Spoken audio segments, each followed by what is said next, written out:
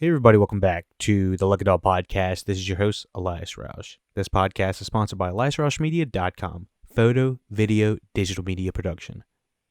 Today we are discussing 2019's Celine Sciamma's Portrait of a Lady on Fire, written and directed by her, starring Naomi Merlant and Adele Haenel.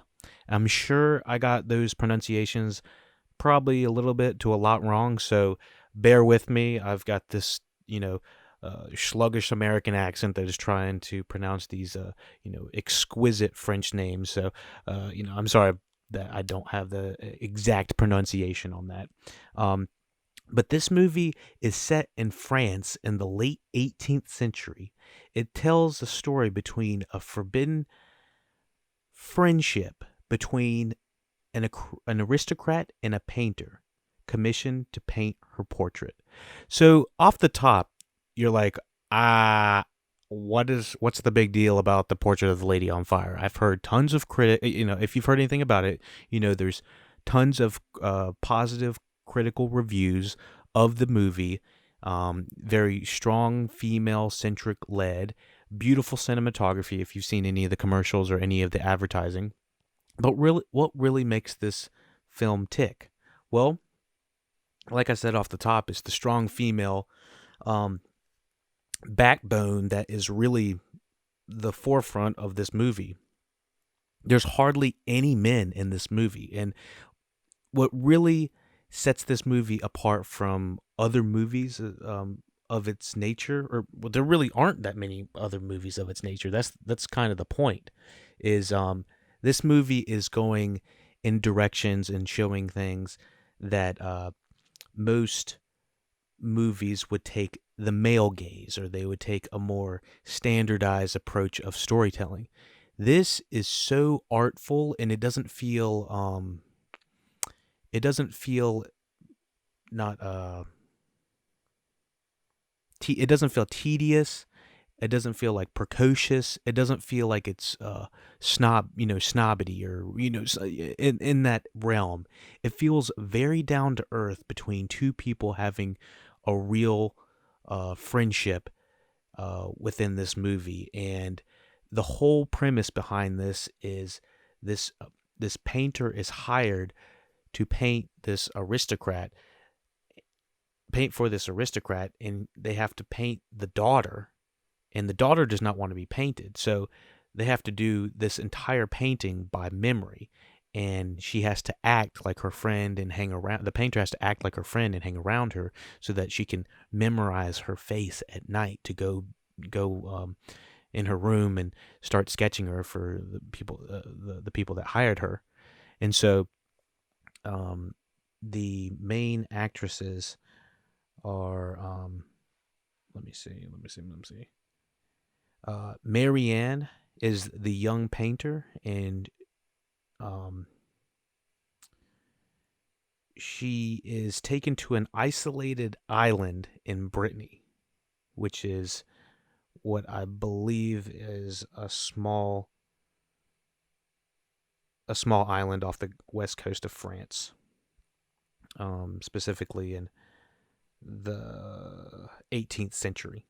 And so what really got me interested in this movie was the way this movie was directed. Right off the cusp, I realized the beautiful cinematography, the storytelling, the acting, even the fact that it was a French film did not the French film, the fact that using subtitles did not bother me. There's so much time spent just focused on the actors' faces and body language, and there's so much physical acting that is demanded within this movie that it just has to be praised just on that level. Now, from the acting, from the way that they're portraying these characters, from the directing, from the writing, it's all very dynamic. It's not like, she doesn't want to be painted and she has to be glorified and she has to have her shoes swabbed and she has to have her, she has to have her way. It's not like this young daughter really is having this time. It's not like she's she's spoiled rotten. I feel like in any movie, it's like, oh, the daughter is spoiled rotten and she just doesn't know her ways and she has to be taught her ways. No, it's very much uh, uh, this young lady who is being told she has to have her portrait done.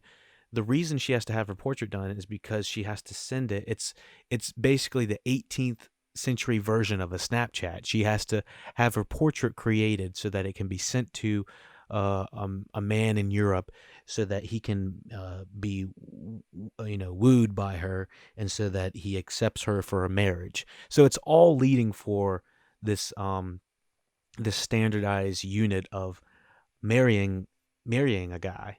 And this whole movie is kind of rebelling against the idea of tradition and having to do that. And so that's kind of my little soapbox for right now of what this movie's about. But the pros are the cinematography is absolutely stunning. The colors just, explode off the page. And even though it's a very intimate story, it feels very expansive and epic just by the places they decided to decide to shoot. It's on the sides of these amazing islands, and so it looks like exactly where they were shooting for Game of Thrones stuff. I mean, if you know anything about Game of Thrones, regardless of what you thought about the last season, still the cinematography and the places that they decided to take us were fantastic and just mind blowing and beautiful. And so, Portrait of the Lady on Fire is using that color and cinematography and landscaping to their advantage. The landscape and the place they're at, the isolated island that they're at, is very much a part of this movie as well. So the colors, the set design, the clothes, the attire, they all really pop. I can't explain everything that happens throughout the movie word for word, but the color palette is what really sold me on this movie, among other things. The writing, well, the writing. Let's just talk about the writing. The writing is done so much in the body language, and there's long periods of this director feeling very comfortable with leaving the camera on her main characters. The main character of Marianne was actually one of her past. She's had a relationship with this person. She had a relationship. The director had a real relationship with the main actress, and you could actually tell that this director um, has what's it called? Not gusto, but faith. This director has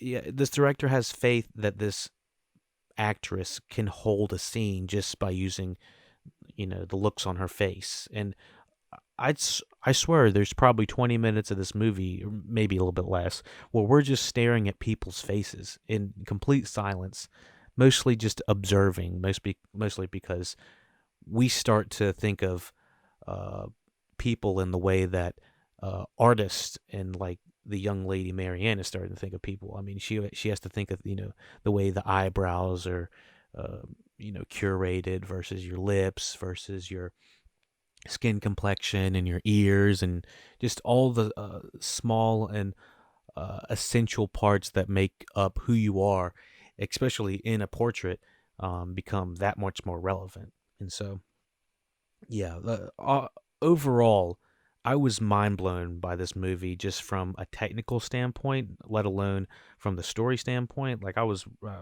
very on. I wasn't on edge, but I was just like sucked into the movie. I was just like, this is really good, and I'm excited to watch it again. Speaking of which, it's on Hulu at this moment. I'm not sure how long it will be on there, depending on when you're listening to this review. Um, the cons, I really don't have that many cons. I didn't mention, sorry for the pros, the score. It's very minimal of a score, almost to a scary detriment. But once the score kicks in, it is like, holy sack, I can feel it. I can feel the love. And so the cons, really didn't have too much. I didn't write any cons. Like, this movie really just blew my mind. the more I think about it, I maybe if I, boil it down a little bit more and start talking about it in spoiler section, I could probably bring a con, but I can't think of like too many cons on this just because of the revolutionary original idea. It felt like the topics of feminism and traditionalism and uh, among other things. There's just tons of small topics that are covered versus LGBT topics that are covered. It's very progressive in its thinking, and it's interesting how the ideas and ideals that they were having to deal with back in the day in the 18th century and even earlier, we're still tackling today and how prevalent it is. So I do find that relatively interesting.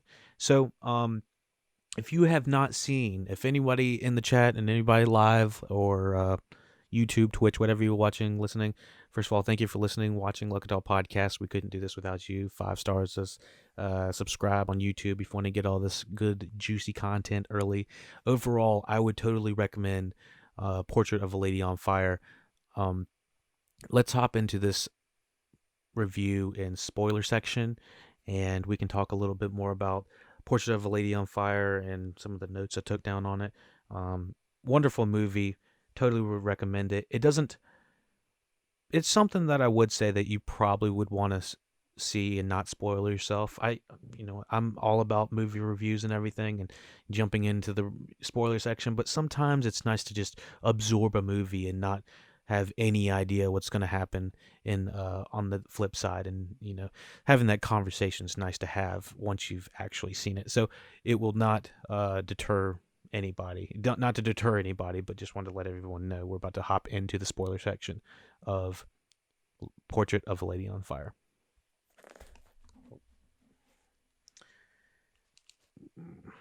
Okay. So it starts as a flash forward, kind of showing where Marianne is now, and then all of the students are like, what happened? What's going on with this portrait right here? Have you seen her in a long time? That type of things. And from then, I have mixed feelings sometimes when it starts in a flash forward. It's like, oh, they're not going to die. They're not going to lose an arm. There's so many things that are not going to happen. But I didn't care that we already knew that. It was still a journey going with Marianne, going from this boat to, going with the one or two guys you see in this entire movie. I think it's like the same guy who's rowing the boat for her. Practically all of the men have like next to no lines. I think it's with no, not complaining. I'm just saying. There is some non-sensual nudity when she first gets on the island. It's very cold. It doesn't feel like anybody's like there to really warm her up. Even the secondary waitress lady, I'm trying to pull her name up real quick. Let me see if I can get that in 2 seconds. Portrait of a Lady on Fire. Normally I don't like to look all stuff up while I'm doing this stuff live, but fuck it, we're doing it live. Sophie was the other young lady that was working there. Good God, scary as fuck. The photo they decided to use for Sophie. Good Lord, I don't know, but anyways, it was a unique concept of story.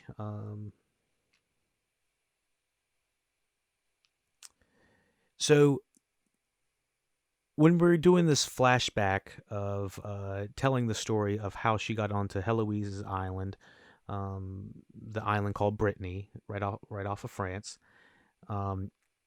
this is all done in her POV. It's all done from her perspective.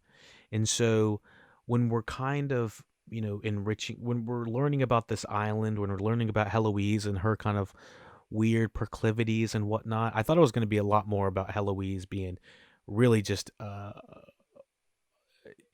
thought it was going to be one of those movies where the kid is acting ridiculous and we have to get, one of these fancy babysitters in and to make them act right. It's the straight up, it's the kindergarten cop, it's the with Arnold Schwarzenegger and the little kids, it's the Nanny McPhee, trying to save the little kids. Except Heloise is not a little kid; she's a grown ass adult. I thought she was going to be a lot more petty, like these other films where, oh, can you come help our, our son or child or whatever, or can you please help us, we really need your help, because all the other ones are quitting, or all the other ones are all the other painters are unsuccessful.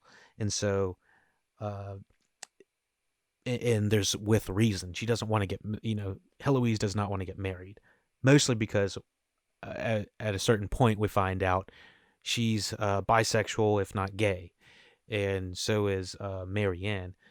Um, and so, yeah, that causes a massive dilemma, and also this ticking time bomb that happens somewhere in the middle of the story.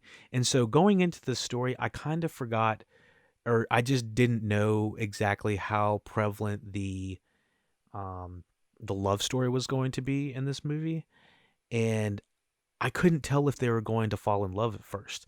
Like, I was like, is this like, are they like friends? Or like, do they hate each other? Are they friends? Are they trying to, like, when they were looking at each other for long periods of time? And this was before she tells Heloise that she's painting her, but it's around the halfway mark. So this movie is divided in half. This is what I determined. The first half is all about trying to, scan Heloise, Marianne scanning Heloise and remembering all of her features, and actually slowly starting to fall in love with her. And that was not something I was like, she's staring at her a little bit long. And I was like, wait a second, are they about to they're about to make out, or they're about to kiss, or they're about to have some sort of connection. I was like, what is going on? And there was so much static and magnetism, or whatever you want to call it, that was like pulling them together at this point. And I was on pins and needles of wanting them just to get together. And by the time it happens, it's around the halfway point that they really embrace each other. It's, like they've been, wanting to the entire time. And so once that happens, the whole second half of the movie is them falling in love and having this uh this affair, and realizing that this is all going to be over as soon as Marianne is done with the painting. And so she's purposely unable to finish this painting because she does not want to leave. I'm not sure if the mother actually grasps onto it at the point. At some point, she's just telling her, this has to be done. You've done like 4 or 5 different renditions of this painting, and the renditions of her face being, smudged out and whatnot. First of all, it's scary as fuck. Some of the painting shots were just incredible and immaculate, but also I found it very interesting how they were able to make different versions of Heloise's portrait still look very much like her, but still just didn't evoke what was really uh, what made the portrait Heloise. And somehow at the very end, it just blows you off your feet. And so let me just go through the notes real quick before I start rambling on. Yeah, she doesn't like having her face drawn. Let me see.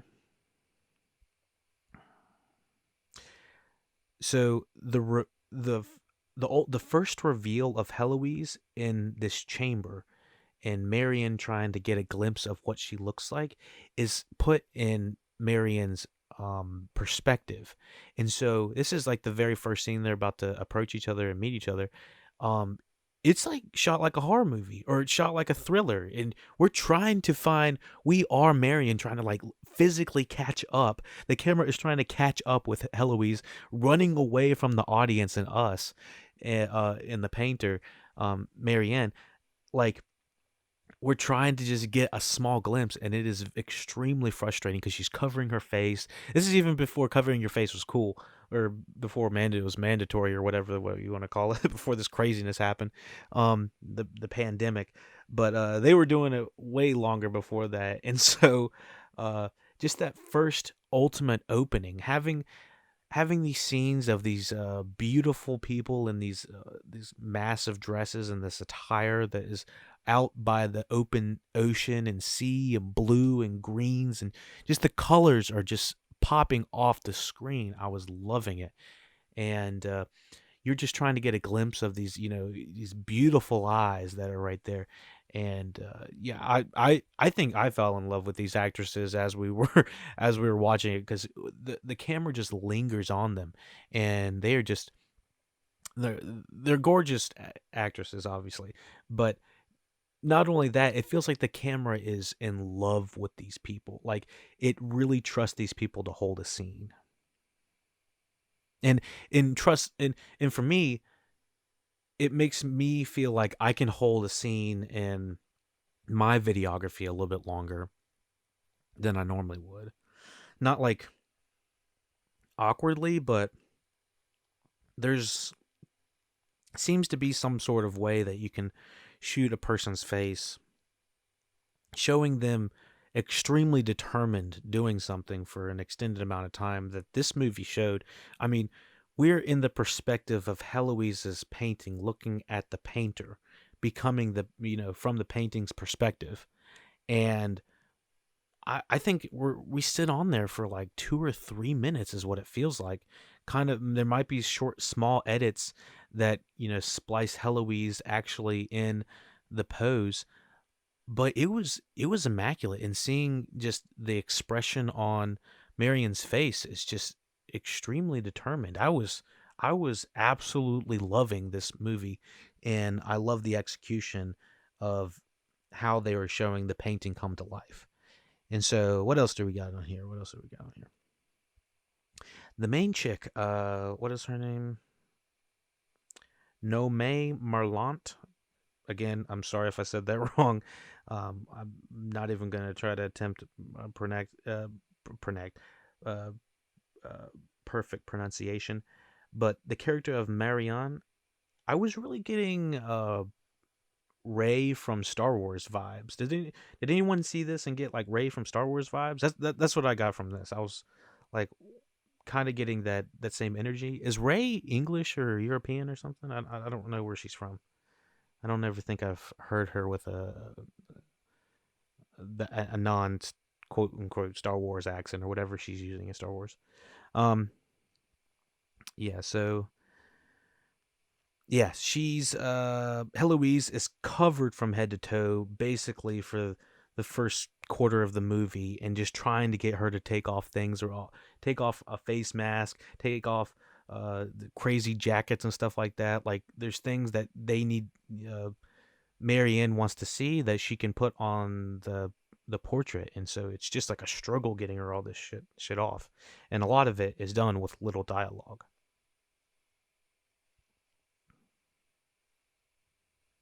So I love how there's looks at Marianne on Heloise having conversations, but Marianne has to like look over at Heloise for like 2 or 3 seconds and really scan her face, and then stop, and then act like she's not doing that, and memorizing features of her face, and memorizing Heloise in detail. Um, it just, I mean, not many movies make me think about how we as people perceive other people in just what we're looking at. But I mean, there's so much detail that she's having to look at as as an artist, that it makes me, just as a videographer, as a cinematographer, as someone that's in the business, makes me just want to look at more people in with a painter's eye, with an artist's eye, something like that. It's kind of hard to explain, but yeah, I think that having you, having an artist's eye really changes perspective on on the subject that you're looking at. And we're getting extreme insight and extreme detail coming from the main artist in this, Marianne. So let's see. She has to study even her hands, and I think there's a point that she said that it's a little bit difficult to draw them. Uh, Love to see how we're getting the progression of the painting in the mirror shot. Let me see.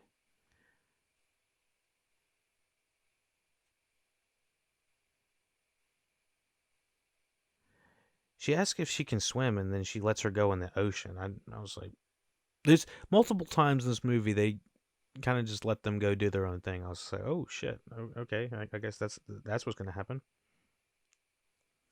Um, in the original painting, I didn't think it looked very much like Heloise, and that was with purpose. I didn't realize that that's what was going on. That there's purposely not supposed to have Heloise fully formed or fully drawn until I don't know, later in the movie, because she didn't really want her to be drawn. She didn't want the painting to be done. She didn't want the relationship and the affair to be over. The love, the passion.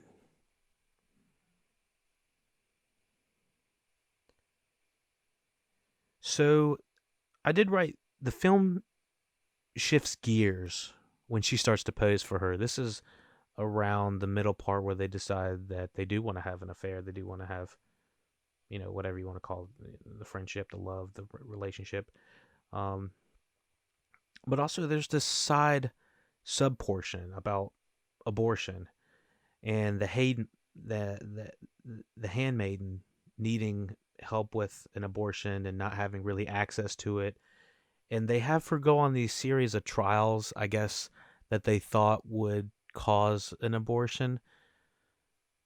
I don't remember if she said she was going to lose her job or if there was going to be some sort of repercussions where having a baby out of wedlock was going to cause something bad to happen. But regardless, um, I did find it was interesting that they were doing all these interesting methods of uh, having the women do. I think they had the handmaiding running up and down the ocean side, and then they had her like hanging up, like holding herself up in the kitchen, and then they actually had her go to. It's I guess it's like their version of OBGYN, and that all kind of. As a guy, I don't really know too much more I can say than that what exactly we saw in the methods that they were taking. Um, I I don't want to say it's interesting because it's it's interesting is not the right word.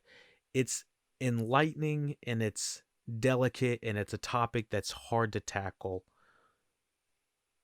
for any time, but especially what is shown at this point. I think this is around the 18th century, so I'm not exactly sure how widely acceptable or how even safe it was at that point. And so, yeah, it really does show a struggle when it comes to that. I love the detail of the creaky boards on the floor. I wrote that down. I'm not really sure if I meant just the sound design is really good on it. Um, Oh yeah, I wrote. It really gives a time and a place and a feeling. If you go to some of these old houses around, if you're in the city, you won't be as familiar with it because the places aren't as new. But some of the older places, 18, 17, 16, probably buildings not before 17 or around as prevalent, but 18th and 19th century homes and government buildings and old places, downtowns, all have these creaky boards or floorboards normally, and so this absolutely felt like we were back in the day. So what else do we have? mm. The fire in the background helps with the stimulating feeling between them. um yeah, the fire was something that was shown even from the first couple frames to the one of the few last frames to the lady catching literally on fire at one point. Fire is just used as uh, cinematography, color flare, color prop, lighting flare. Actually, I'm saying color. It's more or less lighting, but it really creates that mood of. It's kind of cold, but if gathering around the sexy warm fire kind of makes you fall in love, kind of thing. The fire definitely felt like you're gonna fall in love if you sit around it too long. It's like, oh god, are we about to make out? It's like, something about fire is just inherently hot and sexy. Not just actually temperature hot, but it's like hot. Um, and so yeah, we also find out that the women can't paint men, and she has to. Heloise has to paint men in secret. Sorry, is it Heloise? I don't think Heloise paints. Sorry, Marianne paints men in secret. Um, One thing I realized in this is the French language is very sexy. I'm gonna have to start learning some French words, or some of the language, because my lord, I was just falling in love listening to them talk just about anything. I was like, my lord, I could sit and listen all day. Oh my goodness. um, the wine reading circles look fun.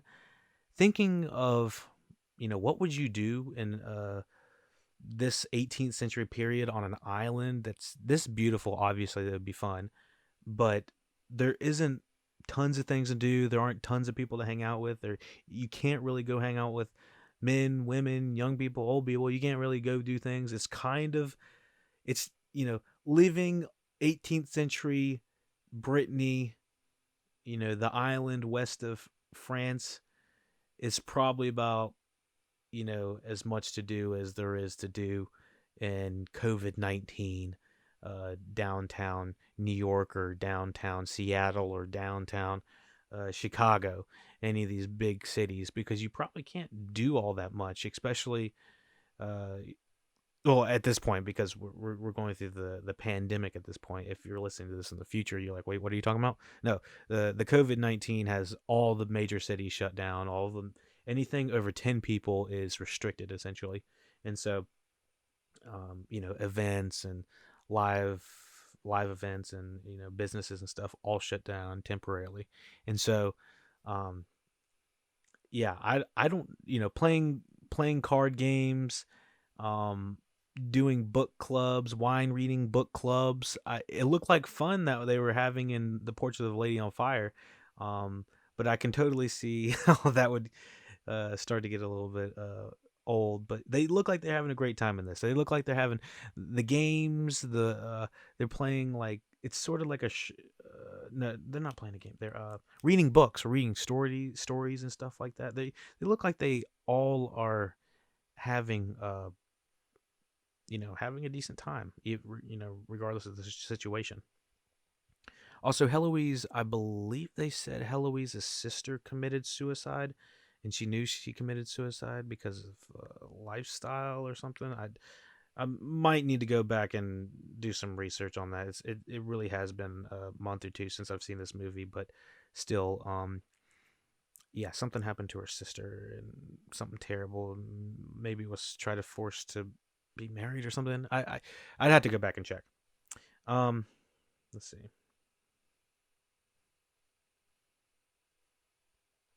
Beautiful colors of the silhouette shot with the sunset. Um, the, Once again, oh, it's when Sophie and Heloise and Marianne, I believe, are all coming back from the it's either the campfire, or the clinic that they went to. One of the other. There's a really beautiful shot. Um, Musical third act intro. There's this very interesting take that happens, in the middle of the woods with these random people that are just singing. I believe it's all women once again, and that's where Heloise walks into fire and her dress becomes, on fire. I don't know. I guess that's where Marianne decides that she needs to. She she decides that's where the portrait's gonna go, or how it's gonna be positioned. But yeah, she catches on fire. Let's see, the removal of her hand, kiss on the beach. Yeah, it's it happens quick. It once the kiss on the beach happens, it just feels like a flood of emotions just opens up. The almost ghostly image of her in white. I guess that's just Marianne knowing that this is all temporary and she's going to eventually disappear. And that will be the only way she'll be able to see, um, Marianne. Sorry, Heloise. That will be the only way Marianne will get to see Heloise is, kind of in her ghostly dreams. Um, yeah, I thought it was very interesting getting an abortion while lying next to a baby. I was like, this is different. I never thought about that. I mean, the juxtaposition is just like, oh, she's getting rid of exactly what's laying beside you, and I can't imagine that would make it easier to happen. But I don't know. It's such a touchy subject. I don't even know. Um, and there's a portrait of it. I believe Marion decides to create a portrait of all of that happening. I was like, well, topical things that can't be really discussed at this point, I guess still do need that type of exposure. And yeah, they do. It's not, I guess, it's just like they need that exposure, and I guess it would ultimately help doctors later. So the editing of Marion leaving was almost abrupt. So the editing in the movie is very specific. I mean, there's shots where, like I said, it holds on her face forever, holds on her face just forever, and then later it'll have shots where um, she's saying goodbye to Marianne and Heloise, and basically before she even says goodbye, it's just like the smash cuts to her just like running out, walking out, and some people I've heard say that is the reason that they do that is because of um that's how you remember things. You don't really remember long stretches of things happening. It's just kind of like slivers of this and that, almost like a photo. And so it happens very fast. And so there is a small point in the movie where they are having kind of one of their final affairs, one of their final evenings together, and they are laying in bed and they're drawing each other, and they have these this secret page where she's drawing the page that page 72 or something like that. She's drawing Heloise is drawing Marianne is drawing a picture of herself using a mirror that is placed around her crotch area, I think, on Heloise, and the mirror is facing Marianne, and Marianne's doing a self-portrait and giving that portrait to Heloise. Sorry, I had to work that out for a second. I was like, wait a second, wait. So yeah, Marianne is doing a self-portrait using a mirror on Heloise, and it's a very sensual. It's not sexual. Obviously, it's they're gorgeous women, but it's not like, it's hard to explain, but it's a very sensual moment of her drawing her own self and giving that portrait, or the self portrait, to Heloise, and that Heloise said, "Oh, page 72. I'm forever going to remember page 72." And then there's a portrait that is shown very much later with Marianne looking at explaining to the students in the flash forward, saying, "Yes, I did see her later, after so many years, and you know what? She's doing fine. She's doing just great." And she sees that Heloise has been married. She's got a kid. She's got that book, and that book is turned to the same page that she had drawn. What's her face at? It was the same page that she had drawn. That Marianne had drawn the self portrait. Implying that Heloise was still thinking about Marianne all these years later. And she actually does see her in the next scene after going through this art museum, and they go into this concert, and Marianne is looking across the balcony or something like that, and Heloise is, I think, crying listening to the music. And so, yeah, I mean, it's kind of open to interpretation. What's gonna happen, what you would expect, um, was going through everyone's head. But I think everyone ended up in the position they were going to end up. At least nobody died or anything like that. But they had, better to have loved than lost than to never have loved at all, kind of a situation. But yeah, it was a extremely interesting movie just from a technical standpoint. I was, I was blown away by the technicals of it, let alone just the story and originality of it. But yeah, I could not do this podcast without your support. Thank you for listening, watching Lucky Dog Podcast review of Portrait of a Lady on Fire. I'm really glad we got to cover this one. This was one I've been meaning to do for a long time. It absolutely would have gotten top of my 2019 list. There was a lot of good movies last year, and considering that we have no more movies this year, or temporarily no movies, with the exception of streaming ones, that that 2019 was actually a really good movie year. And I think Portrait of a Lady on Fire would have gotten, somewhere between top 10 and top 5, if not even higher. But yeah, I'd watched a little bit later after the year. But yeah, don't miss this. This is on Hulu. This is available for rent. It is a beautiful film. It's highly rewatchable. I feel like it's gorgeous. Um, Excellent acting. I can't say enough good things about it. But yeah, thank y'all for listening, watching Look It Up Podcast, Portrait of a Lady on Fire review, whatever we're talking about these days.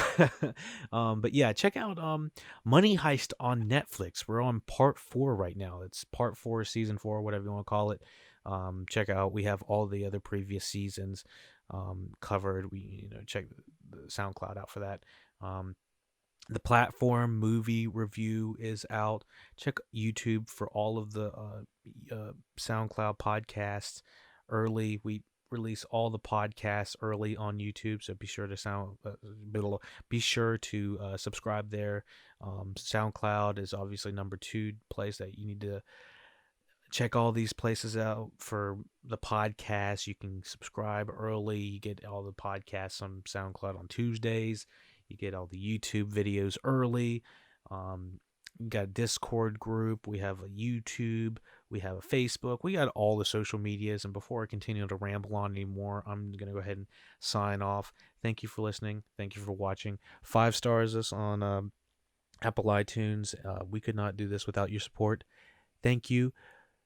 If you have any donations, that would be absolutely 100% thank you for all the donations, subscriptions, anything you did to subscribe, support, all of that. Cannot thank you all enough. Deepak Shawani, thank you for subscribing on Twitch, and we'll be doing more watch parties and reviews on the social medias. Just check out all of them to stay updated. Thank you for listening, watching Lugged Out Podcast. Take it easy.